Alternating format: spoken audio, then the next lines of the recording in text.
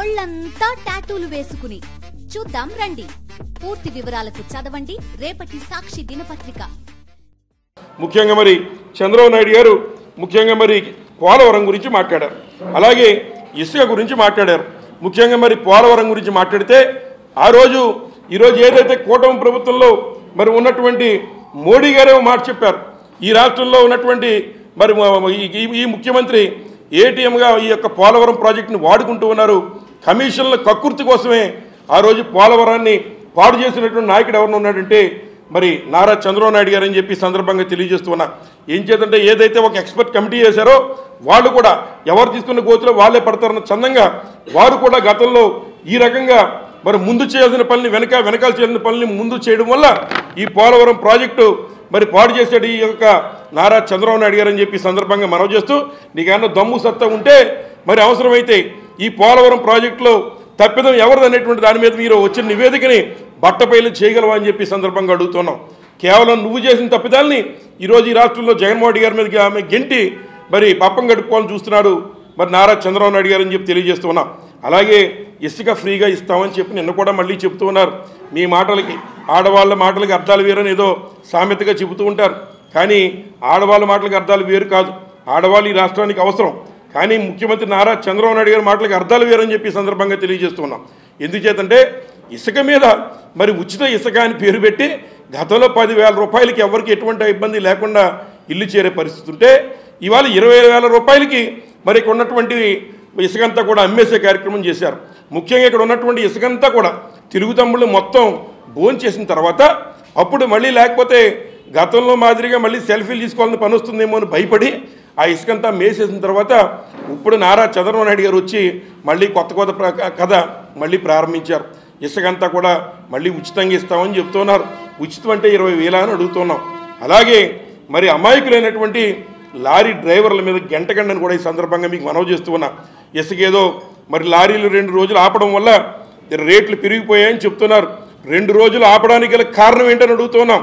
ఏదైతే మీ స్థానికంగా ఉన్నటువంటి మీకున్నటువంటి మీ నాయకులు మీ శాసనసభ్యులు అక్కడ బీటెక్స్ పేరుతో 6,000 రూపాయలు వసూళ్లు చేస్తూ ఉంటే అది కట్టలేక లేట్ అయ్యి ఆ డబ్బులను కూడా మళ్ళీ ప్రజల దగ్గర మరి తీసుకోవాలన్న పరిస్థితి వచ్చి ఇవాళ లారీ డ్రైవర్లంతా కూడా పాపం మరి ఆ రేట్లు పెంచక వారికి తప్పలేదని చెప్పి సందర్భంగా మీకు తెలియజేస్తున్నా. అంచేత ఇటువంటి తప్పిదాలని మీరు కూడా మరి ఏ రకంగా మీరు విచారణ చేస్తారో చేయాలని చెప్పి సందర్భంగా కోరుతున్నా.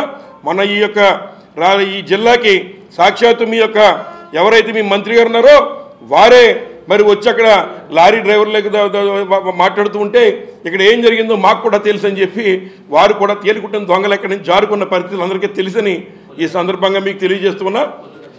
అలాగే మరి ఇంకా ఉన్నటువంటి అంశాల్లో ఏదైతే మరి పోలవరం ప్రాజెక్టు కానీ లేదా ఉన్నటువంటి ఇసుక విషయంలో కానీ ఇవన్నీ మళ్ళీ వానపల్లిలో ఇంకోసారి ప్రజల్ని మోసం చేసే కార్యక్రమమే నారా చంద్రబాబు నాయుడు గారు చేశారు తప్ప ఎక్కడ ఇందులో కొత్తదనం ఏమీ లేదని చెప్పి సందర్భంగా తెలియజేస్తూ ఉన్నాం.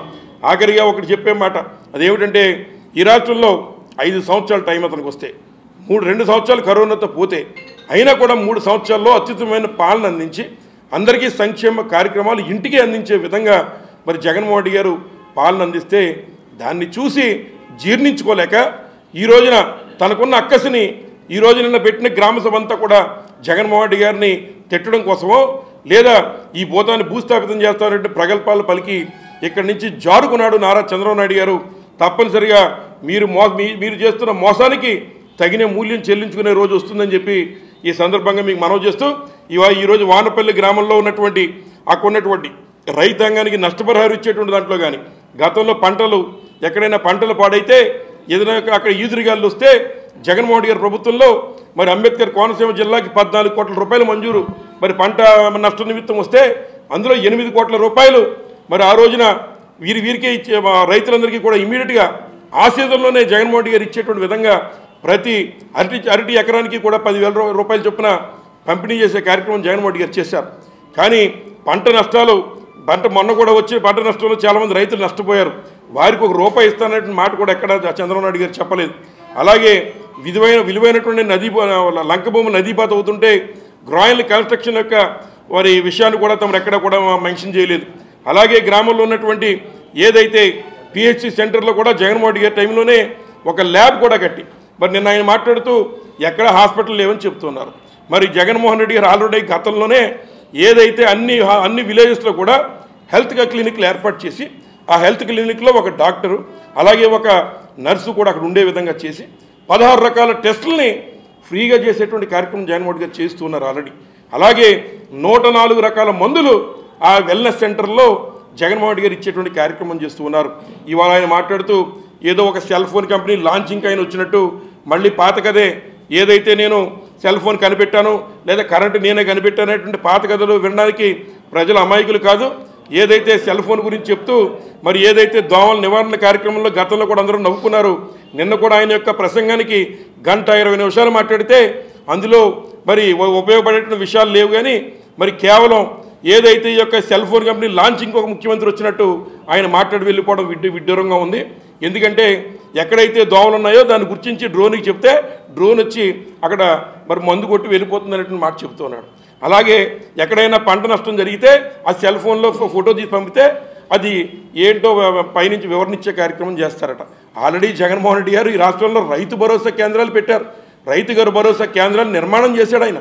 నిర్మాణం చేసి అక్కడ ఒక అధికారిని వేసి ఆ అధికారి ద్వారా ఎవరికైనా రైతులకు ఇబ్బంది వచ్చి ఆ అధికారిని కలిస్తే ఆ అధికారి అక్కడికి వెళ్ళి అది చూసి అవసరమైతే ఉన్నటువంటి నిష్ణాతులతో మాట్లాడి వారికి తగినటువంటి సలహాలు ఇచ్చే విధంగా అనేక గ్రామాల్లో రైతు భరోసా కేంద్రాలు 20 లక్షల రూపాయలతో నిర్మాణం చేసి జగన్మోహన్ గారు అక్కడ కియోస్క్ సెంటర్లు కూడా ఏర్పాటు చేసి ఇచ్చే కార్యక్రమం చేశాడు.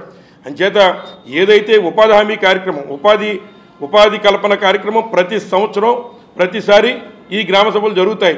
కేంద్ర ప్రభుత్వం ఇచ్చేటువంటి నిధులతో కేవలం రాష్ట్ర ప్రభుత్వం నుంచి ఏమీ చేయకుండా కేవలం ఆ మీటింగులకు వచ్చి కేవలం అదే జరుగుతున్నటువంటి అంశాన్ని మళ్ళీ ఇంకోసారికి చెప్పి ఇక్కడి నుంచి వెళ్ళిపోయారు తప్ప ఇందులో కొత్తగా జరిగింది ఏమీ లేదని చెప్పి సందర్భంగా తెలియజేస్తున్నాం. కానీ వయసులో పెద్దవారైనప్పుడు మాట్లాడే మాటలు కూడా ఆ రకంగా ఉండాలి. ఏదైతే మరి ఉన్నటువంటి జగన్మోహన్ గారు ఈ రాష్ట్రంలో ముఖ్యమంత్రిగా అనేక మంది మన్ననలు పొందినటువంటి వ్యక్తిని ఇష్టానుసారంగా భూస్థాపితం చేస్తాం పాతేస్తాం అనే విధంగా మీరు మాట్లాడడం మరి మేమందరూ కూడా ఖండిస్తూ ఉన్నాం. ఎప్పటికన్నా మీరు నోరు సరి చేసుకోవాలి, హుందాగా మాట్లాడాలా అని చెప్పి వైఎస్ఆర్ కాంగ్రెస్ పార్టీ తరఫున డిమాండ్ చేస్తూ మరి రాబోయేటువంటి కాలంలో అయినా మీరు ఈ మోసపూరితమైన కార్యక్రమాలను కట్టిపెట్టి మీరు ఇచ్చినటువంటి 6 హామీలు ఏదైతే మీరు ఇచ్చినటువంటి సూపర్ 6 కార్యక్రమాలు ఎప్పటి నుంచి అమలు చేస్తారో మీకు ఏమన్నా దమ్ము సత్తా ఉంటే జగన్మోహన్ గారిని మాట్లాడే ముందు మీరు ఆ డేట్లు అనౌన్స్ చేసి మీ చిత్తశుద్ధి నిరూపించుకోవాలని చెప్పి ఈ సందర్భంగా కోరుతూ సెలవు తీసుకుంటూ ఉన్నాం.